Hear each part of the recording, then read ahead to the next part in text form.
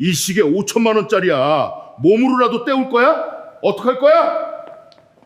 품위를 좀 지키자.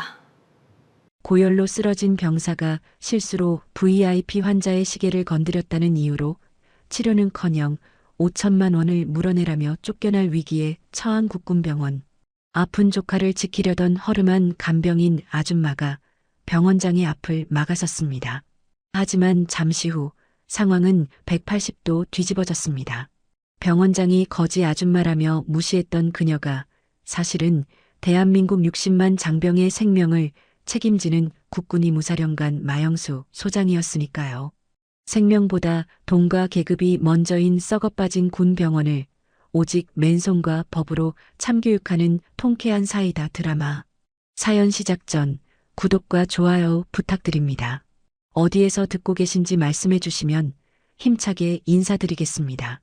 경기도 성남 율동 공원 자락에 위치한 국군 수도병원. 최신식 설비와 최고의 의료진을 자랑한다는 이곳은 대한민국 국군 장병들의 건강을 책임지는 최후의 보루여야 했습니다. 하지만 실상은 달랐어요. 계급장 무게에 따라 생명의 가치가 철저하게 나뉘는 잔인한 백화점이나 다름없었죠. 한쪽에는 VIP 전용 황금 엘리베이터가 번쩍거렸고 다른 쪽에는 낡은 플라스틱 의자들이 빼곡했습니다. 오후 2시 접수 창구 앞 공병대대 소속 김민우 일병은 식은땀을 비오듯 흘리며 위태롭게 서 있었어요.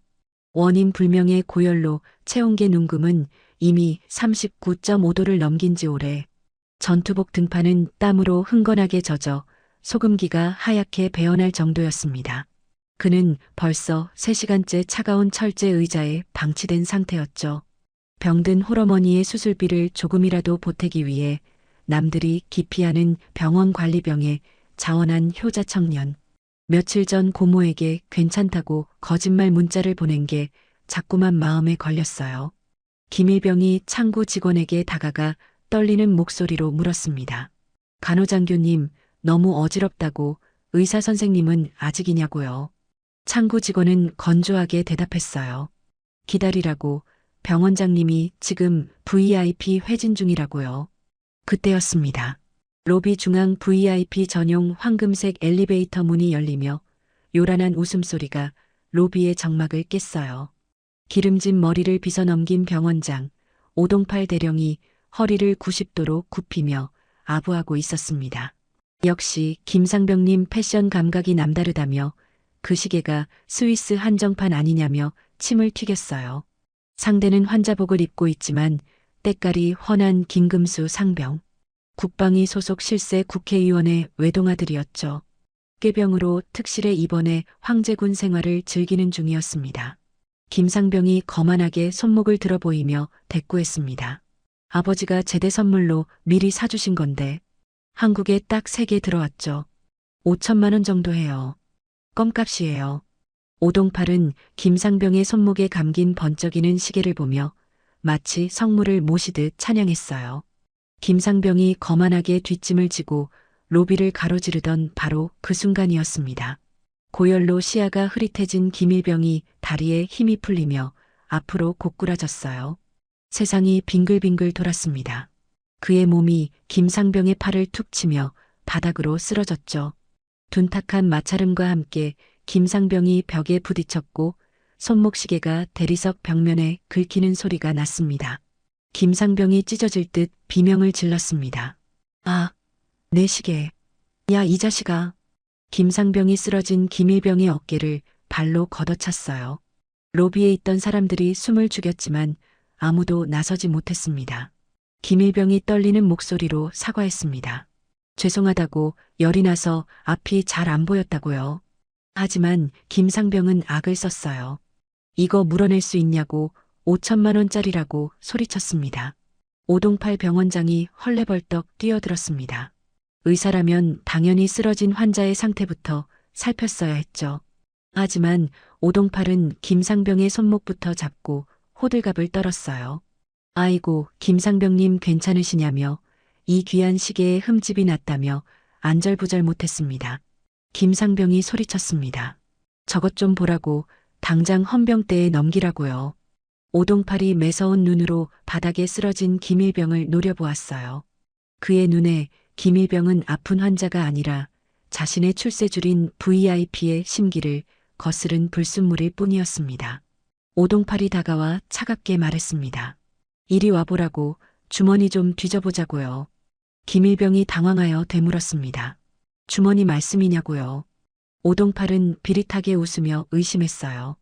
아까 주머니에 슬쩍 손 넣더라며 시계 부품 떨어진 거 주워서 숨긴 거 아니냐고요.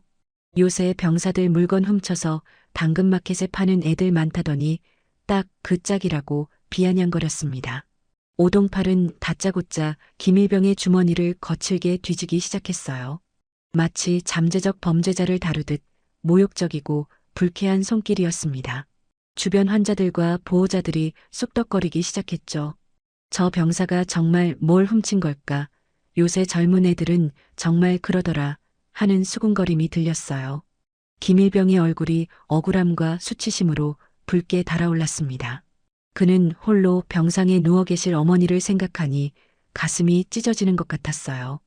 김일병이 떨리는 목소리로 항변했습니다. 아닙니다. 저는 절대 그러지 않았습니다. 하지만 오동팔은 오히려 코웃음을 쳤어요. 오동팔이 김일병의 멱살을 잡아 일으키며 소리쳤습니다. 너희 집 어렵다며 홀어머니 병원비 때문에 쪼들린다며 조롱했어요. 딱 보면 견적 나온다고, 원래 가난한 놈들이 꼭 이런 데서 티를 낸다고, 거지 근성은 못 속인다며 비아냥거렸죠. 오동팔의 조롱이 김일병의 가장 아픈 곳을 찔렀습니다. 병든 어머니, 부족한 수술비, 그래서 남들이 기피하는 관리병에 자원한 자신의 처지, 모든 것이 조롱거리가 되어 로비에 울려 퍼졌어요. 오동팔이 계속해서 악을 썼습니다. 이거 변상 못하면 영창 갈 줄 알라고, 5천만 원 지금 당장 내놓으라고, 못 내면 군 생활 끝나고도 평생 빚쟁이로 살 거라고 협박했죠. 김일병이 울먹이며 말했습니다. 저희 집은 정말 그럴 돈이 없다고요. 오동팔이 냉소했습니다. 없어? 그럼 죽을 때까지 갚아? 이자까지 치면 1억은 되겠네. 내 어머니 병원비는 꿈도 꾸지 마. 가진 것 없는 병사를 쥐잡듯이 몰아세우는 병원장의 추악한 갑질. 김일병은 주먹을 꽉 쥐어 손톱이 살을 파고들 정도였습니다. 하지만 병원장이라는 거대한 권력 앞에서 아무 대꾸도 할 수 없었어요. 그저 고개를 푹 숙인 채 뚝뚝 떨어지는 눈물로 차가운 대리석 바닥을 적실 뿐이었죠. 바로 그때였습니다. 어디선가 낡은 바퀴 굴러가는 소리가 들려왔어요. 삐걱, 삐걱. 오래된 휠체어 바퀴가 대리석 바닥을 구르는 소리였습니다. 그만하시죠. 시계가 병사 목숨보다 중요합니까? 차분하지만 뼈가 있는 목소리. 오동팔과 김상병이 동시에 고개를 돌렸어요. 그곳에는 낡은 휠체어를 밀고 있는 허름한 등산복 바지에 낡은 슬리퍼를 신은 중년 여성이 서 있었습니다. 헝클어진 파마머리에 검은 마스크로 얼굴의 반을 가린 그녀. 겉보기엔 길을 잘못 든 평범한 간병인 같았지만 그녀가 뿜어내는 기세는 예사롭지 않았어요. 바로 마영숙이었습니다. 오동팔이 인상을 구기며 소리쳤습니다. 뭐냐고, 이 아줌마는 뭐냐고, 꼴을 보아하니 시계 물어줄 돈은 없어 보이는데 여기서 콩밥이라도 드시고 싶으냐고 비아냥거렸어요. 김상병도 킬킬거리며 거들었습니다.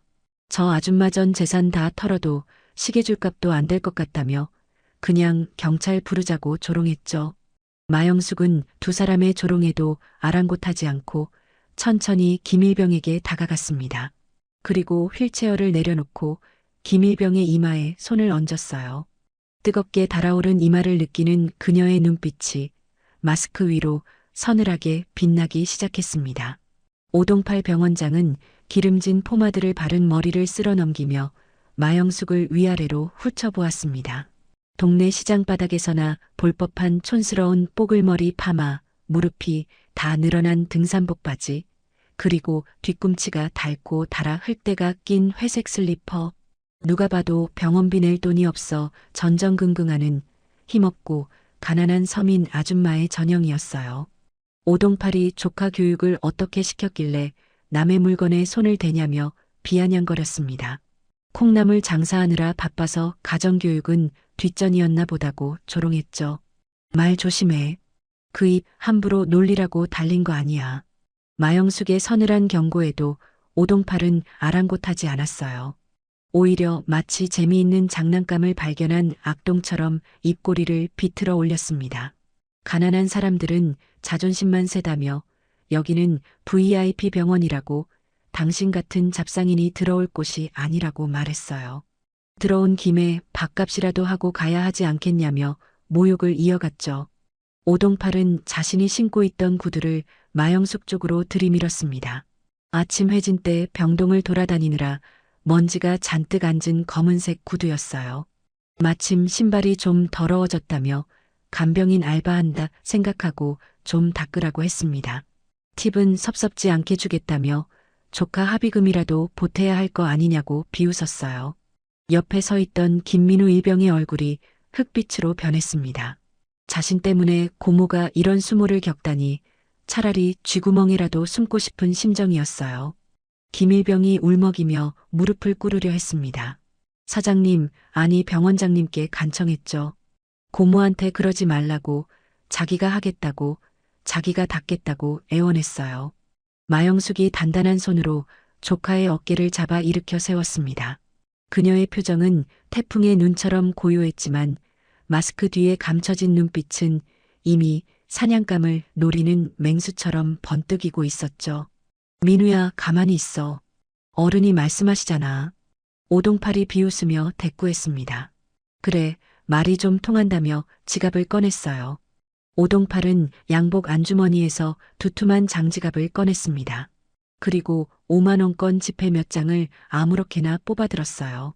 신사임당의 얼굴이 그려진 노란 지폐들이 마영숙의 얼굴을 향해 흩날렸습니다. 오동팔이 손을 놓았어요. 지폐들은 힘없이 공중을 맴돌다 마영숙의 어깨와 가슴을 스치고 먼지 낀 대리석 바닥으로 떨어졌습니다. 그것은 단순한 적선이 아니었죠. 사람의 인격을 돈으로 짓뭉개버리는 가장 저열하고 모욕적인 폭력이었어요. 로비에 있던 환자들과 간호장교들마저 숨을 죽였습니다. 너무나도 명백한 모욕.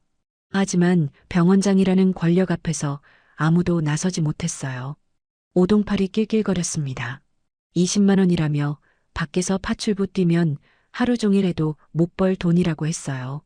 얼른 주우라고, 죽고 나서 신발 깨끗하게 닦으라고, 관까지 내주면 5만 원 더 주겠다며 담배 연기를 마영숙의 얼굴에 내뿜었죠. 김일병은 분함에 치를 떨며 주먹을 꽉 쥐었습니다. 당장이라도 달려들고 싶었지만 그랬다가는 고모까지 헌병대에 끌려갈까봐 피눈물을 삼키며 참아야만 했어요. 오동팔은 김상병의 손목시계를 손가락으로 톡톡 치며 이죽거렸습니다. 이거 5천만 원짜리라며 댁 같은 사람들이 평생 뼈 빠지게 폐지 줍고 식당 설거지에도 구경도 못할 돈이라고 했어요. 근데 이걸 조카놈이 박살냈다며 현금 있냐고 물었죠. 마영숙은 오동팔의 노골적인 무시에도 눈 하나 깜짝하지 않았어요. 그녀는 오직 고열로 입술이 바짝 타들어가는 조카 김일병의 상태만을 살피며 낮고 건조한 목소리로 대꾸했습니다. 환자 상태가 위급하다고, 40도가 넘는다고, 돈이 문제라면 자기가 해결할 테니 아이 치료부터 하라고 말했어요. 옆에 서 있던 김금수 상병이 끼어들며 킬킬거렸습니다. 해결이라니 무슨 수로 하냐며 저 아줌마 전 재산 다 털어도 시계줄 값도 안 될 것 같다며 그냥 경찰 부르자고 조롱했죠. 오동팔은 김상병의 말에 과장되게 맞장구를 치며 위협했습니다. 들었냐며 우리 VIP 고객님께서 많이 화가 나셨다며 당장 5천만 원 가져오지 않으면 영창 아니라 감방으로 직행이라고 악을 썼어요. 오동팔은 바닥에 흩어진 돈을 턱짓으로 가리키며 비릿하게 웃었습니다. 왜 안 주우냐며 부족하냐며 5천만 원 갚으려면 택도 없다고 비웃었죠. 정돈이 없으면 여기서 몸으로라도 때우시든가. 몸으로? 오동팔이 낄낄거렸어요.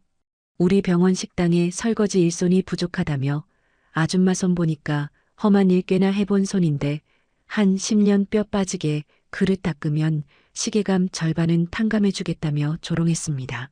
김상병과 오동팔이 서로 마주보며 낄낄거리며 하이파이브를 하려는 순간이었어요.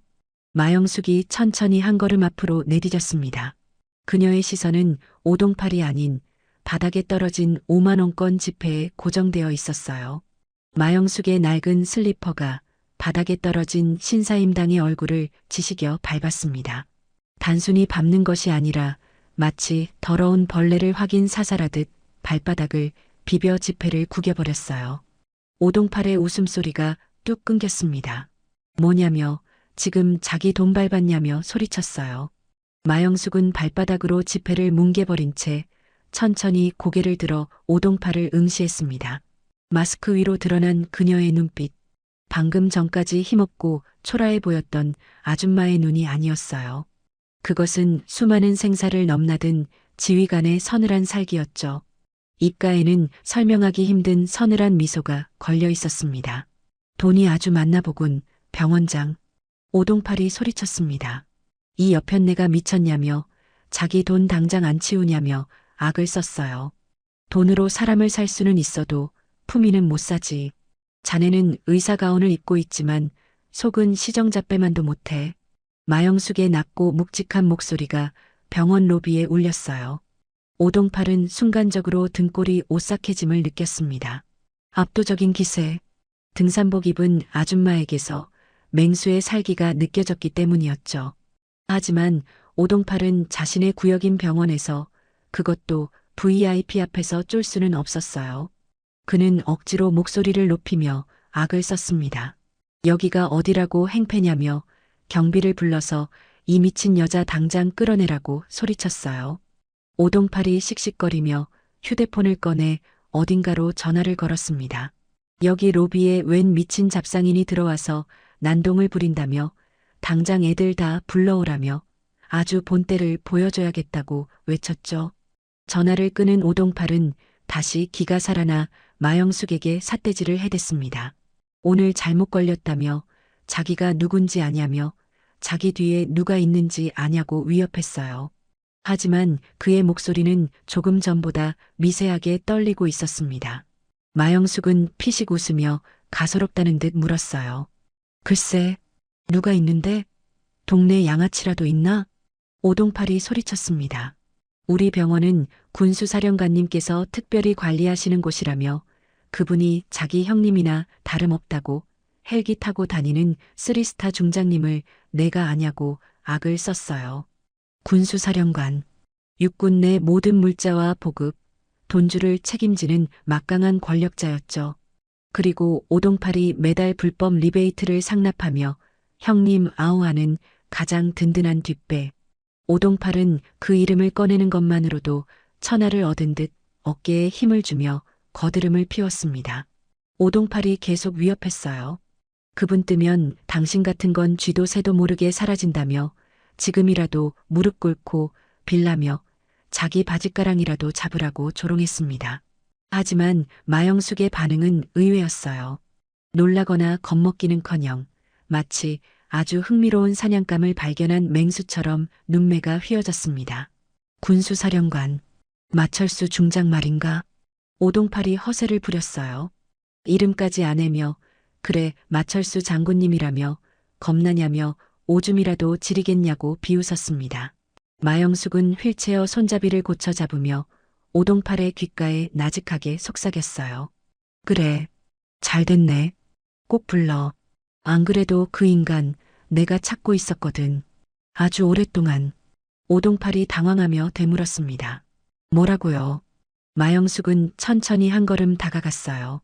오동팔은 순간적으로 등골이 오싹해지는 기분을 느꼈지만 애써 무시하며 허세를 부렸습니다. 마영숙이 로비 끝 구석에 있는 까마득하게 멀리 떨어진 쓰레기통을 손가락으로 가리켰어요. 근데 병원장 양반, 뒷배 믿고 까불기 전에 우리끼리 내기 하나 할까? 오동팔 병원장은 귀를 의심했어요. 간방에 보내내 만회하는 살벌한 상황에서 다 늙은 간병인 아줌마가 뜬금없이 내기라니요. 그는 기가 차다는 듯 김상병을 바라보며 킬킬거렸습니다. 이 아줌마가 진짜 노망이 났다며 여기가 무슨 경로당 윷놀이 판인 줄 아냐고 비웃었죠. 아니, 저기 저 쓰레기통. 마영숙은 로비 끝 까마득하게 멀리 떨어진 분리수거용 스테인리스 쓰레기통을 손가락으로 가리켰어요. 어림잡아도 20m, 농구 코트 끝에서 끝까지의 거리에 육박하는 거리였습니다. 마영숙은 근처에 놓인 다 마신 캔커피 빈 통 하나를 집어들더니 소나기 힘으로 찌그러뜨려 무게중심을 잡았죠. 이 깡통, 내가 여기서 저기까지 던져서 넣으면 자네가 졌다고 인정해.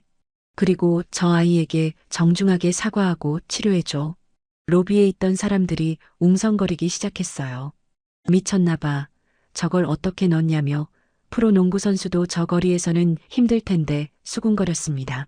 그냥 시간 끌려는 거 아니냐는 목소리도 들렸죠. 오동팔은 배를 잡고 폭소를 터뜨렸습니다. 눈물까지 찔끔 흘릴 정도였어요. 아줌마가 개그맨 시험 보러 왔냐며 20m를 깡통으로 넣겠다며 비웃었습니다. 오동팔은 김일병의 어깨를 툭툭 치며 조롱했어요. 내 고모 진짜 재미있는 분이라며 서커스단 출신이냐며 아니면 무당이냐며 비아냥거렸죠. 김일병은 수치심과 걱정으로 고개조차 들지 못했습니다. 고모께 간청했어요. 제발 그만하시라고 그냥 자기가 빌겠다고 애원했죠. 하지만 마영숙은 조카의 말에도 흔들리지 않았어요. 그녀는 구겨진 캔을 손안에서 굴리며 오동팔을 똑바로 응시했습니다. 왜? 쫄리나? 5천만 원짜리 시계 주인치고는 배포가 작네. 오동팔이 발끈하며 소리쳤어요. 좋다고 해보라고 대신 못 넣으면 5천만 원의 정신적 피해 보상금까지 더해서 1억 내놓으라고 못 갚으면 신체 포기각서라도 쓰라고 악을 썼습니다. 좋지. 콜. 마영숙은 휠체어에서 한 발짝 물러나 자리를 잡았어요. 순간 웅성거리던 로비에 기묘한 정적이 감돌았습니다. 조금 전까지 힘없고 구부정해 보이던 간병인 아줌마의 등. 그런데 그녀가 오른발을 뒤로 빼고 어깨를 펴는 순간 공기의 흐름이 바뀌었어요. 그것은 농구 선수의 슛 자세가 아니었습니다. 사격장에서 표적을 조준하는 스나이퍼의 자세였죠. 아니면 수류탄 투척을 준비하는 베테랑 교관의 완벽한 무게중심 이동이었습니다. 조금 전까지 촌스럽게만 보이던 등산복 차림의 중년 여성은 온데간데 없었어요. 그녀의 등 근육이 팽팽하게 긴장했습니다. 하체는 마치 땅에 뿌리를 박은 고목처럼 단단하게 고정되었죠. 마영숙은 마스크 위로 드러난 날카로운 눈으로 20m 밖의 작은 쓰레기통 입구를 응시했어요. 거리 20m, 실내 공조기 바람 좌측에서 우측으로 초속 1.5m, 타겟 확인. 과거 707 특임대 시절 그녀는 돌멩이 하나로 30m 밖 테러범의 시야를 가린 전설적인 투척 실력의 소유자였습니다. 세월이 흘러 근력은 줄었을지 몰라도 뼈에 새겨진 감각은 녹슬지 않았어요. 오동팔이 빨리 던지라며 시간 없다고 재촉하려던 그 찰나의 순간 마영숙의 오른팔이 채찍처럼 휘둘러졌습니다. 보통 사람이라면 몇 미터 날아가다 힘없이 바닥에 패대기 쳐질 거리예요. 하지만 그녀의 손끝을 떠난 찌그러진 알루미늄 캔은 마치 강선이 파인 총알처럼 회전하며 공기를 찢고 날아갔습니다. 오동팔의 입이 떡 벌어졌어요. 그의 동체 시력으로는 쫓기 힘들 만큼 빠른 속도. 하얀색 잔상이 로비를 일직선으로 가로질렀습니다. 포물선 따위는 없었죠. 그것은 지면과 수평으로 날아가는 레이저 빔이었어요. 그리고 1초 뒤 경쾌하고 맑은 파열음이 로비에 울려 퍼졌습니다. 깡통은 쓰레기통의 가장자리를 스치지도 않고 그 좁은 입구 정중앙으로 빨려 들어가며 바닥을 강타했어요. 클린샷. 아니, 퍼펙트 샷이었죠. 쓰레기통이 충격으로 제자리에서 흔들릴 정도의 엄청난 위력이었습니다. 정적? 숨막히는 3초간의 침묵이 흐른 뒤 로비에 있던 환자들과 보호자들 사이에서 탄성과 박수가 터져 나왔어요. 와, 대박. 봤어? 저게 들어가네. 저 아줌마 뭐야? 국가대표야. 사람들의 환호성 속에서 오동팔과 김상병만이 얼어붙은 석상처럼 굳어 있었습니다. 오동팔은 눈을 비비고 다시 쓰레기통을 쳐다봤어요. 믿을 수가 없었죠. 저건 묘기 수준이 아니었어요.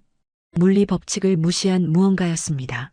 마영숙은 손에 묻은 먼지를 가볍게 털어내며 넋이 나간 오동팔에게 천천히 다가갔어요. 깔끔하네. 분리수거는 이렇게 하는 거야. 쓰레기는 쓰레기통에. 마영숙의 말에는 뼈가 있었습니다. 캠뿐만 아니라 눈앞에 있는 병원장과 김상병도 쓰레기통에 처박혀야 할 존재라는 중의적인 경고였어요. 그제야 정신이 든 오동팔이 헛기침을 하며 당황한 기색을 감추려 애썼습니다. 하지만 떨리는 눈동자는 숨길 수 없었죠. 오동팔이 악을 썼어요. 이건 무효라며 바람이 불어서 우연히 들어간 거라며 뽀록이라고 소리쳤습니다. 뽀록? 다시 던져줘? 이번엔 자네 이마에 있는 땀구멍을 맞춰줄까? 마영숙이 쏘아붙이자 오동팔은 흠칫하며 뒷걸음질 쳤어요. 그녀의 기세에 눌린 것입니다. 아까까지만 해도 밟아버릴 수 있는 벌레처럼 보였던 아줌마가 지금은 맹수처럼 거대해 보였죠. 약속 지켜. 사과하고 우리 조카 치료해. 마영숙이 한 걸음 더 다가오자 오동팔은 식은땀을 흘리며 주변을 두리번거렸습니다. 수많은 눈이 그를 지켜보고 있었어요. 여기서 약속을 어기면 병원장 체면이 말이 아니게 됩니다. 하지만 김상병 앞에서 굴복할 수도 없는 노릇이었죠. 오동팔의 얼굴이 불그락푸르락 달아올랐어요. 비열한 인간들은 논리가 막히면 떼를 쓰고 힘이 달리면 도망치는 법입니다. 실력이든 운이든 맞췄으면 그만 아닌가? 약속 지켜. 사과해. 오동팔이 소리쳤습니다. 무슨 사과냐며, 이건 사기 도박이라며, 너 같은 사기꾼이랑 말 섞을 시간 없다며 악을 썼죠. 마영숙은 예상했다는 듯 피식 웃으며 오동팔에게 한 걸음씩 다가갔어요.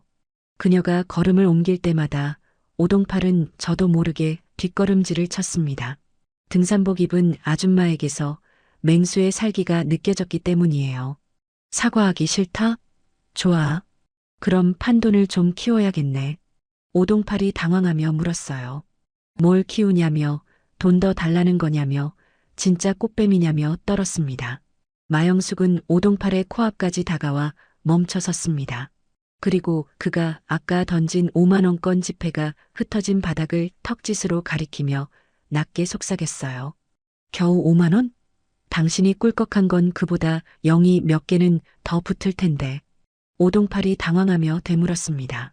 무슨 소리냐며, 지금 뭐라고 했냐며 떨었어요. 의료장비 구매 대금 수십억을 빼돌린 건 난리법석을 떨면서 왜 병사 하나 고열로 쓰러진 건 모른 척하나? 병원장님. 오동팔의 얼굴에서 혈색이 싹 사라졌습니다. 단순히 간병인 아줌마인 줄 알았는데 그녀의 입에서 나온 말은 자신의 가장 깊고 어두운 비밀이었으니까요. 떨리는 목소리로 물었어요. 넌 정체가 뭐냐며 장부는. 아니 비리는 어떻게 아냐며 다급하게 물었습니다. 마영숙은 천천히 한 걸음 더 다가갔어요. 오동팔은 순간적으로 등골이 오싹해지는 기분을 느꼈지만 애써 무시하며 허세를 부렸죠. 자, 이제 누가 진짜 도둑놈인지 확인해 볼까? 마영숙의 마스크 위로 드러난 눈빛에 오동팔의 얼굴이 공포로 일그러지기 시작했습니다. 단순한 내기가 아니었어요. 이것은 사냥이었습니다. 그리고 사냥꾼의 총구는 이미 먹잇감의 심장을 정확히 겨누고 있었죠. 오동팔의 얼굴이 백지장처럼 하얗게 질렸어요. 방금 전까지 기세등등하게 5만원권 지폐를 던지던 오만함은 온데간데 없었습니다. 그의 눈동자는 공포로 심하게 흔들리고 있었죠. 단순히 간병인 아줌마가 아니라는 것, 자신의 목줄을 쥘 수 있는 치명적인 약점을 알고 있다는 사실이 그를 패닉 상태로 몰아넣었어요. 오동팔이 떨리는 목소리로 물었습니다.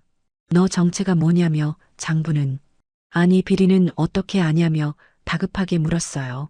마영숙이 한 걸음 더 다가오자 오동팔은 비명을 지르며 뒷걸음질 쳤습니다. 오지 말라고 저리 가라고 소리쳤어요.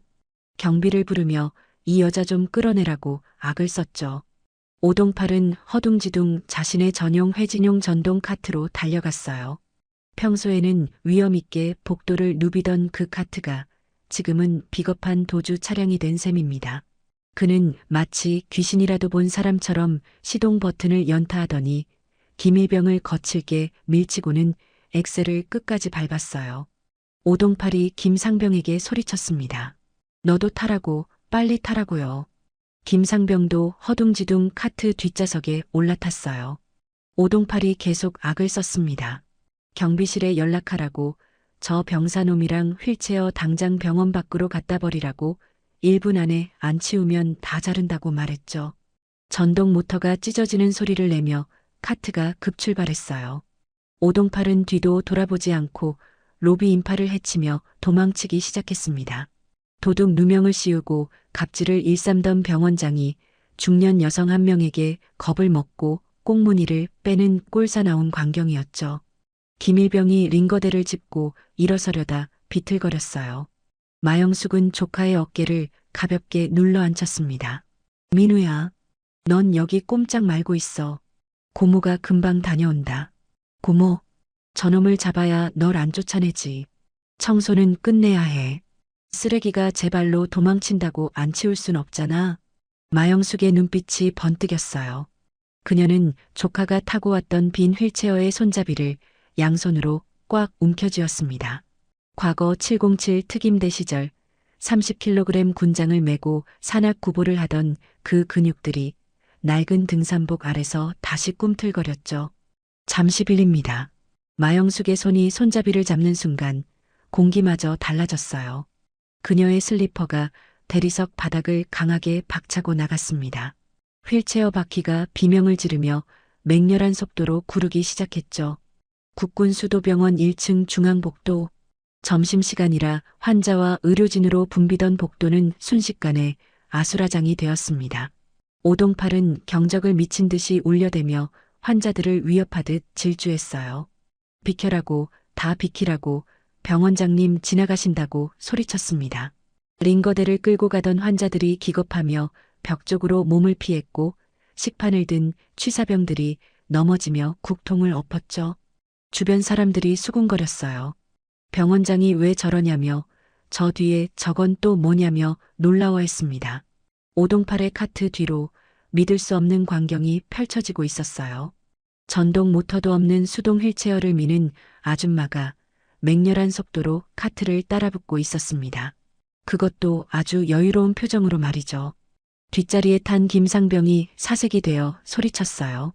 원장님, 저 아줌마 뭐냐며 왜 이렇게 빠르냐며 떨었습니다. 백미러를 확인한 오동팔의 눈알이 튀어나올 듯 커졌어요. 분명 로비에서 따돌렸다고 생각했는데 어느새 마영숙이 불과 5m 뒤까지 따라붙어 있었죠. 오동팔이 소리쳤습니다. 이 귀신 같은 할망구라며 왜 안 지치냐며 악을 썼어요. 오동팔은 엑셀 페달을 바닥이 뚫어져라 밟았습니다. 카트 속도는 시속 20km. 실내에서는 위험천만한 속도였지만 마영숙과의 거리는 좀처럼 벌어지지 않았죠. 마영숙에게 이 정도 속도는 조깅 수준이었어요. 그녀는 복도의 코너를 돌 때마다 휠체어의 한쪽 바퀴를 들어 올리는 고난도 기술로 회전 반경을 줄이며 야금야금 거리를 좁혀왔습니다. 마치 양모리 개가 겁먹은 양을 몰아가듯 마영숙은 오동팔을 자신이 원하는 곳으로 조금씩 몰아가고 있었죠. 바로 뒤에서 마영숙의 목소리가 들렸어요. 병원장 양반, 운전이 거치네. 면허는 있나? 오동팔은 기절초풍할 노릇이었습니다. 저리 안 가냐며 오지 말라고 소리쳤어요. 오동팔은 복도에 세워져 있던 청소 카트를 발로 걷어차 쓰러뜨렸습니다. 대걸레와 물동이가 복도 한가운데로 쏟아지며 장애물이 되었죠. 오동팔이 이제 못 쫓아오겠다며 안심했어요. 하지만 그것은 오산이었습니다. 마영숙은 속도를 줄이기는커녕 휠체어 손잡이에 체중을 실어 가볍게 점프했어요. 그녀의 몸과 휠체어가 쏟아진 물동이 위를 나비처럼 사뿐히 뛰어넘어 착지했죠. 바퀴가 다시 바닥에 닿자마자 가속도가 붙었습니다. 오동팔의 입에서 비명이 터져나왔어요. 저게 사람이냐며 터미네이터냐며 절규했습니다. 이제 남은 건 직선 코스뿐이었어요. 복도 끝에는 관계자 외 출입금지 팻말이 붙은 지하 영안실로 내려가는 경사로가 입을 벌리고 있었습니다. 막다른 길이나 다름없는 곳이었죠. 마영숙은 마지막 스퍼트를 올렸어요. 그녀의 숨소리는 거칠어졌지만 눈빛은 더욱 또렷해졌습니다. 사냥감을 구석으로 몰아넣은 사냥꾼의 본능이 깨어난 것이죠. 거기서 더 가면 지옥행 급행열차야. 마영숙의 호통이 복도를 울렸습니다. 오동팔은 급하게 브레이크를 밟으려 했지만 공포에 질려 발이 꼬였어요. 브레이크라며 브레이크가 안 잡힌다며 소리쳤습니다. 카트는 통제를 잃고 지하 경사로 쪽으로 미끄러져 들어갔어요. 김상병과 오동팔의 비명소리가 겹쳐졌습니다. 경사로 입구에 플라스틱 차단봉을 들이받고서야 카트는 멈춰섰어요. 오동팔과 김상병은 카트에서 튕겨져 나와 차가운 지하복도 바닥을 뒹굴었습니다. 먼지를 뒤집어 쓴 채 콜록거리며 고개를 든 오동팔. 그의 시야에 들어온 것은 경사로 위에서 천천히 걸어 내려오는 그림자였어요. 역광을 받아 검게 보이는 그 실루엣은 마치 그들을 데리러 온 저승사자처럼 보였습니다. 마영숙은 빈 휠체어를 옆으로 치워두고 흙 묻은 손을 탁탁 털며 오동팔에게 다가갔어요. 주차 실력 형편없네. VIP 모신다면서 운전이 그게 뭐야? 오동팔이 떨리는 목소리로 애원했습니다. 살려달라고요. 마영숙이 서늘하게 웃으며 말했어요. 살려는 드릴게. 대신 교육 좀 받아야겠다. 마영숙이 오동팔의 멱살을 잡기 위해 손을 뻗었습니다. 필드 위를 질주하던 공포의 추격전은 끝났지만 진짜 참교육은 이제부터 시작이었죠. 지하 영안실 복도까지 쫓아가 오동팔 병원장의 혼을 쏙 빼놓은 마영숙은 그를 물리적으로 짓밟는 대신 서늘한 경고만 남기고 돌아왔어요. 기다려. 진짜 교육은 이제부터니까. 지금 당장 급한 건 겁먹은 똥강아지 같은 병원장이 아니라 고열로 사경을 헤매는 조카 민우였기 때문입니다. 마영숙은 로비에 방치되어 있던 민우를 부축해 비어있는 6인실 다인 병동 구석 침대로 옮겼어요. VIP 특실은 고사하고 당장 링거 하나 꽂아줄 간호장교조차 오동팔의 눈치를 보며 다가오지 않는 상황이었죠. 마영숙은 익숙한 솜씨로 편의점에서 사온 해열 패치를 민우의 이마에 붙이고 물수건으로 불덩이 같은 조카의 몸을 닦아내기 시작했습니다. 새벽 2시 다른 환자들의 코 고는 소리와 의료기기가 내는 규칙적인 기계음만이 병실을 채우고 있었어요. 민우는 열에 들떠 헛소리를 하며 몸을 떨었습니다. 추워하고 죄송하다고 중얼거렸죠. 마영숙은 자신의 등산 조끼를 벗어 민우의 덮을 이불 위에 겹쳐 덮어주었어요. 그리고 거칠어진 민우의 손을 자신의 두 손으로 꼭 감싸주었습니다. 군 입대 전까지만 해도 보들보들했던 조카의 손은 공병대대에서의 고된 작업 탓인지 굳은 살이 훈장처럼 박혀 까슬까슬했어요. 그 거친 감촉이 마영숙의 가슴을 후벼 팠습니다. 민우야, 고모가 미안하다. 너무 늦게 왔어. 대한민국 국군 의무사령관, 별 2개를 단 장군. 밖에서는 살아있는 전설이라 불리며 모든 군인의 존경을 받는 그녀였습니다. 하지만 정작 하나뿐인 피부치가 이 지경이 될 때까지 아무것도 해주지 못했다는 자괴감이 밀려왔어요. 그때 민우가 힘겹게 눈을 떴습니다. 초점 없는 눈동자가 허공을 헤매다 마영숙의 얼굴을 찾았어요. 고모. 그래, 민우야. 정신이 좀 드니? 목마르지? 마영숙이 젖은 거즈로 민우의 입술을 적셔주었습니다. 민우는 마른 침을 삼키며 갈라진 목소리로 물었어요. 그 사람, 병원장님은 어떻게 됐냐고. 고모, 저 때문에 싸우지 말라고. 저 사람들 무서운 사람들이라고. 그 시계값은 자기가 어떻게든 갚겠다고요. 민우는 아픈 와중에도 5천만 원 빚 걱정에 눈시울을 붉혔습니다. 마영숙은 빙그레 웃으며 민우의 헝클어진 머리카락을 쓸어 넘겨주었어요. 걱정 마. 병원장님이랑은 잘 해결했다. 오히려 고모 달리기 실력 좋다고 칭찬하시던걸. 거짓말. 아까 엄청 화내셨잖아요. 마영숙의 목소리가 낮고 단단해졌습니다. 세상에는 돈보다 비싼 게 있어. 저 병원장이 찬 5천만 원짜리 시계? 그거보다 내가 전방에서 흘린 땀방울이 5억 배는 더 비싸고 귀한 거야. 알겠니? 하지만 저는 그냥 힘없는 사병이잖아요. 집도 가난하고. 누가 그래? 내 뒤에는 이 마영숙이가 있는데. 마영숙은 민우의 손등을 토닥이며 창밖의 어둠을 응시했어요. 유리창에 비친 그녀의 얼굴 위로 10년 전 세상을 떠난 오빠의 얼굴이 겹쳐 보였습니다. 민우의 아버지이자 마영숙의 오빠.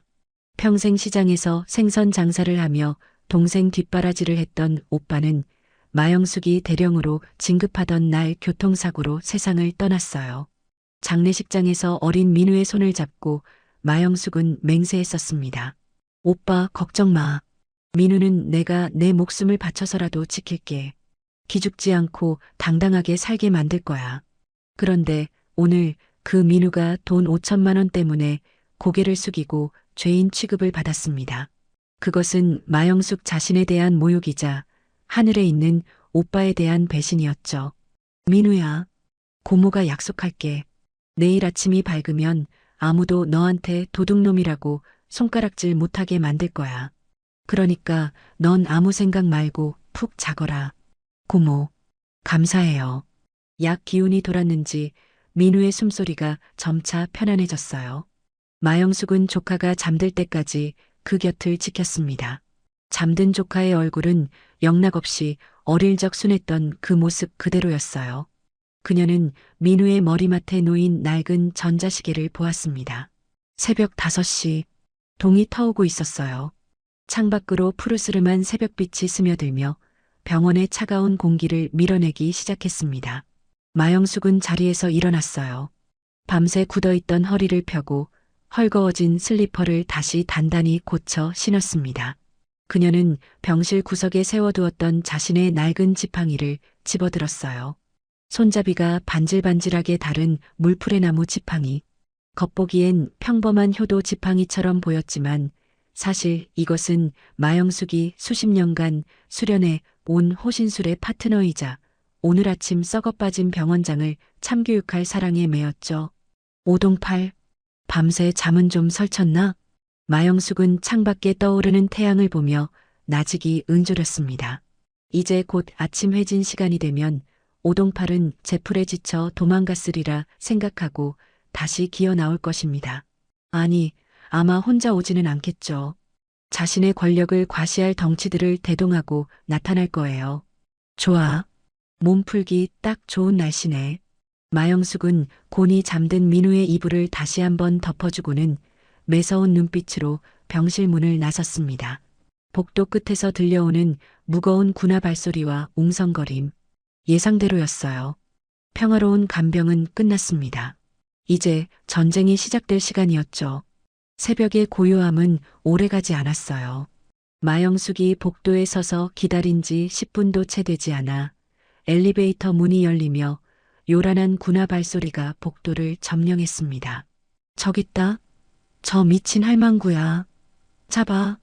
오동팔 병원장이 씩씩거리며 나타났어요. 어젯밤 추격 전에 굴욕을 씻으려는 듯 그의 얼굴에는 도끼가 서려 있었습니다. 하지만 더 눈에 띄는 건 짙은 남색의 시설관리팀 작업복을 입은 거구의 사내들이었죠. 짧게 깎은 머리, 터질 듯한 근육, 그리고 손에 들린 검은색 진압봉. 병원 자체 경비원이 아니었어요. 오동팔이 병원 예산을 빼돌려 사적으로 고용한 용역들이었습니다. 겉으로는 시설관리팀 직원이라며 위장해 놓은 전문 깡패들이었죠. 어림잡아도 10명. 좁은 병원 복도가 꽉 찰 정도의 위압감이었습니다. 오동팔은 깡패들의 등 뒤에 숨어 마영숙을 향해 삿대질했어요. 다 필요 없어. 그냥 반쯤 죽여서라도 끌어내. 감히 내 카트를 전복시켜? 오늘 내 제삿날인 줄 알아. 선두에 선 덩치 큰 팀장이 껌을 짝짝 씹으며 마영숙 앞으로 걸어 나왔습니다. 그는 마영숙의 허름한 행색과 손에 들린 낡은 나무 지팡이를 보더니 코웃음을 쳤어요. 아니, 원장님, 곰 잡으러 오라면서요. 겨우 저 할머니 하나 잡으라고 우리 팀을 다 부른 겁니까? 아, 방심하지 마. 저 여자 보통 내기가 아니라고. 에이, 참나. 쪽팔리게. 팀장은 진압봉으로 자신의 손바닥을 치며 마영숙의 코앞까지 다가왔습니다. 그림자가 마영숙을 덮쳤지만 그녀는 미동조차 하지 않았어요.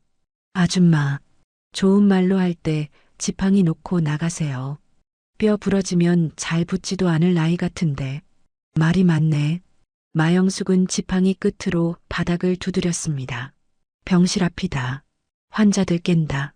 덤빌 거면 조용히, 그리고 빨리 들어와. 뭐, 이 할망구가 진짜. 팀장의 눈썹이 꿈틀했어요. 자존심이 상한 그는 진압봉을 높이 치켜들었습니다. 그래, 어디 맛 좀 봐라. 진압봉이 마영숙의 어깨를 향해 내리꽂혔습니다. 일반인이라면 움츠러들었을 위협적인 공격이었죠. 하지만 마영숙의 눈에는 그 움직임이 슬로 비디오처럼 느리게 보였어요. 마영숙은 피하지 않았습니다. 대신 짚고 있던 지팡이를 아주 짧고 간결하게 쳐올렸죠. 경쾌한 타격음이 울렸습니다. 팀장이 비명을 질렀어요. 마영숙의 지팡이 끝이 팀장의 손목 관절 안쪽, 신경이 모여있는 급소를 정확하게 찌른 것입니다. 전기가 오른 듯한 통증에 팀장은 진압봉을 떨어뜨리며 손목을 부여잡고 주저앉았어요. 팀장님. 뒤에 있던 부하들이 당황해서 웅성거렸습니다. 마영숙은 지팡이를 가볍게 돌려 다시 잡으며 나직하게 훈수했어요. 무기가 아깝군. 손목 스냅도 못 쓰면서 몽둥이는 왜 들고 다니나? 쓰러진 팀장이 악을 썼습니다. 뭐해? 다 덮쳐. 저거 그냥 노인네 아니야. 명령이 떨어지자마자 나머지 9명의 깡패가 일제히 달려들었어요. 좌우 그리고 정면. 피할 곳 없는 포위 공격이었습니다. 하지만 좁은 복도는 오히려 마영숙에게 유리한 전장이었어요. 놈들의 덩치가 커서 서로의 동선을 방해하고 있었기 때문이죠. 마영숙의 본능이 깨어났습니다. 가장 먼저 달려든 녀석의 정강이를 지팡이로 훑어 중심을 무너뜨렸어요. 녀석이 앞으로 고꾸라지자 마영숙은 그 반동을 이용해 몸을 회전하며 뒤에서 덮치던 놈의 명치를 지팡이 손잡이 끝으로 찔러 넣었습니다. 순식간에 2명이 나가떨어졌어요. 힘 대 힘으로 부딪히는 싸움이 아니었습니다. 마영숙은 상대의 힘을 역이용하는 유도의 원리와 지팡이를 팔의 연장선처럼 쓰는 봉수를 완벽하게 섞어 쓰고 있었죠. 잡아. 팔을 잡아. 덩치 하나가 마영숙의 뒤에서 곰처럼 껴안으려 했어요. 마영숙은 당황하지 않고 지팡이를 겨드랑이 사이에 끼워 지렛대처럼 고정한 뒤 놈의 팔을 비틀어 업어치기 기술을 걸었습니다. 100kg은 되어 보이는 거구가 마영숙의 어깨 너머로 날아가 바닥에 처박혔어요. 병원은 순식간에 비명소리와 앓는 소리로 가득 찼습니다. 아이고, 내 허리, 다리가 안 움직여. 불과 3분, 오동팔 병원장이 눈을 깜빡이는 사이 10명의 건장한 사내들이 복도 바닥에 낙엽처럼 널브러졌어요. 누구는 정강이를 잡고 구르고 누구는 손목을 잡고 신음하고 있었습니다. 피 한 방울 흘리지 않았지만 그 어떤 피 튀기는 싸움보다 압도적인 제압이었죠. 마영숙은 흐트러진 등산복 옷매무실을 가볍게 정리하고 다시 지팡이를 짚었어요. 그녀의 호흡은 조금도 흐트러지지 않았습니다. 지팡이는 말이야. 걷는 데만 쓰는 게 아니야. 버르장머리 없는 놈들 다리 몽둥이 찜질해줄 때도 쓰는 거지. 마영숙은 쓰러진 깡패들을 지나쳐 벽에 붙어 벌벌 떨고 있는 오동팔에게 천천히 걸어갔습니다. 지팡이가 바닥을 두드리는 소리가 오동팔에게는 저승사자의 발자국 소리처럼 들렸어요. 오지 마. 저리 가. 오동팔은 다리가 풀려 바닥에 주저앉은 채 엉덩이로 뒷걸음질을 쳤습니다. 자, 1라운드는 끝났고 이제 우리 병원장님 교육 차례인가? 마영숙이 지팡이를 들어 오동팔의 턱을 툭 건드렸어요. 아닙니다. 잠깐만요. 타임. 오동팔이 다급하게 손을 내저으며 주머니에서 핸드폰을 꺼냈습니다. 손이 얼마나 떨리는지 패턴 잠금을 푸는 데만 3번을 틀렸어요. 너 진짜 후회할 거야. 내가 누군지 보여줄게. 지금 당장 사령관님 부를 거야. 헬기 부를 거라고. 그것은 궁지에 몰린 쥐가 낼 수 있는 마지막 발악이었습니다. 마영숙은 지팡이를 거두고 팔짱을 끼며 여유롭게 웃었어요. 그래, 불러봐. 헬기 타고 오신다니 구경이나 좀 하자. 이 여자가 진짜. 두고 봐. 넌 이제 죽었어. 오동팔은 수화기에 대고 울부짖듯 소리쳤습니다. 사령관님, 접니다. 살려주십시오. 병원에 테러범이 나타났습니다. 마영숙은 그 꼴을 보며 속으로 쾌재를 불렀어요. 그래, 판은 클수록 좋지. 어서 와라, 마철수. 그녀의 눈빛이 기대감으로 차갑게 빛났습니다. 오동팔 병원장은 수화기에 대고 짐승처럼 울부짖었어요. 방금 전까지 마영숙의 지팡이 앞에서 사시나무 떨듯 떨던 비굴함은 온데간데 없었습니다. 전화기 너머의 절대 권력자에게 매달리는 그의 목소리에는 살았다는 안도감과 동시에 마영숙을 향한 악독한 사리가 뚝뚝 묻어났어요. 예, 테러입니다. 100% 테러입니다. 웬 미친 여자가 흉기를 들고 난입해서 우리 보안팀 직원들을 다 죽여놨습니다. 심지어 국회의원 아드님이신 김상병 님도 인질로 잡혀 있습니다. 지금 당장 병력이 필요합니다. 헌병대 특임대 좀 보내주십시오. 헬기 좀 띄워주십시오. 제발요. 새빨간 거짓말이었습니다. 마영숙은 김상병에게 손가락 하나 대지 않았고 바닥에 뒹구는 시설관리팀 위장 깡패들은 죽은 게 아니라 관절이 꺾여 엄살을 피우고 있을 뿐이었어요. 하지만 오동팔에게 진실 따위는 중요하지 않았습니다. 어떻게든 저 무시무시한 할망구를 밟아버리고 자신의 치부를 덮을 수만 있다면 악마에게 영혼이라도 팔 기세였으니까요. 수화기 너머에서 벼락 같은 호통 소리가 들려왔어요. 스피커 밖으로 새어나올 정도로 큰 고함이었습니다. 뭐야? 감히 내 병원에서 테러? 김상병이 인질이라고? 지금 당장 출발한다. 오동팔의 얼굴에 화색이 돌았어요. 그는 연신 감사합니다. 충성, 충성, 을 외치며 90도로 허리를 굽혔습니다. 전화를 끄는 오동팔은 천천히 고개를 들었어요. 그의 표정은 180도 바뀌어 있었습니다. 공포에 질려 초점을 잃었던 동공은 다시 거만함으로 번들거렸고 쭈글쭈글했던 어깨에는 힘이 잔뜩 들어갔죠. 그는 바닥에 침을 뱉으며 마영숙을 노려보았어요. 마치 호랑이를 등에 업은 여우가 된 꼴이었습니다. 들었지? 이 무식한 아줌마야. 이제 당신은 끝났어. 도간에 든 쥐라고. 오동팔이 낄낄거리며 비아냥거렸습니다. 우리 사령관님이 누구신 줄 알아? 불같은 성격으로 유명한 마철수 중장님이야. 대한민국 군수 물자를 다 주무르는 실세 중의 실세라고. 그분이 지금 당장 헌병대 특임대를 이끌고 헬기로 오신댄다. 넌 이제 테러범으로 현장에서 체포. 아니, 반항하면 사살돼도 할 말 없어. 복도 바닥에 쓰러져 신음하던 깡패들도 상황이 역전되자 킬킬거리며 거들었어요. 아이고 아줌마. 그러게 적당히 하고 도망갔어야지. 이제 뼈도 못 추리겠네. 헌병대 오면 우리랑은 차원이 다를 텐데. 거기는 진짜 총 들고 온다고. 아줌마, 지금이라도 싹싹 빌어. 그래야 콩밥이라도 편하게 먹지. 하지만 마영숙은 눈 하나 깜짝하지 않았습니다. 오히려 지팡이 손잡이를 만지작거리며 아주 흥미로운 옛날 이야기를 들은 사람처럼 입꼬리를 말아 올렸어요. 마철수, 그 양반 아직도 성격이 불같나 보네. 옛날에 나한테 혼날 때도 그러더니 사람은 쉽게 안 변해. 오동팔은 기가 차다는 듯 헛웃음을 터뜨렸습니다. 이 여자가 진짜 미쳐서 헛소리가 늘었네. 감히 쓰리스타 장군님을 혼내. 내가 무슨 국방장관이라도 되냐?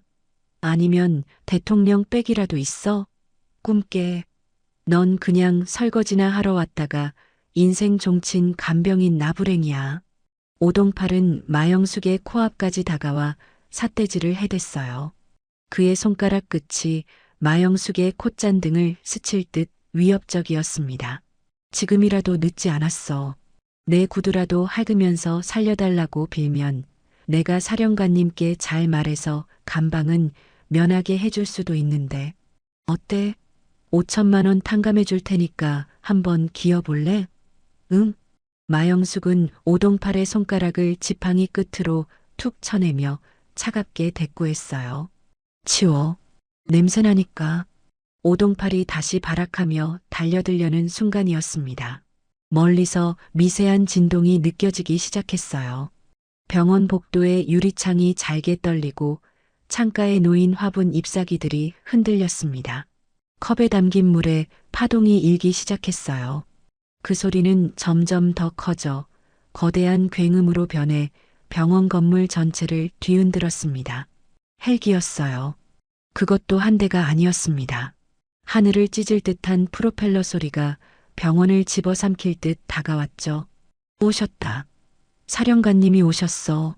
오동팔은 창가로 달려가 밖을 내다보며 어린아이처럼 환호했습니다.